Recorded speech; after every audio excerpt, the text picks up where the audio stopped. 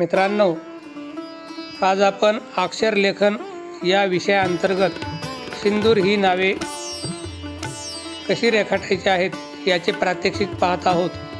मित्रांनो, ही जी अक्षरे आहेत ती बोल्ड लिपीतील असून ती एम्बॉस केलेली आहेत। एम्बॉस म्हणजे जसं की आपला PVC पाईप असतो गोल, त्या पद्धतीने याला त्रिमितीय रंगकाम करून तसा इफेक्ट देण्याचा मी प्रयत्न केलेला आहे आणि रंगकाम 3 रंगामध्ये करणार आहे।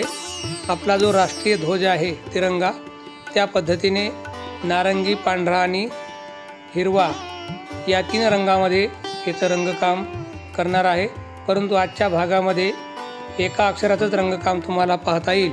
पुढील भागामध्ये राहिलेल्या 2 अक्षरांचं रंगकाम आपण पाहू शकता।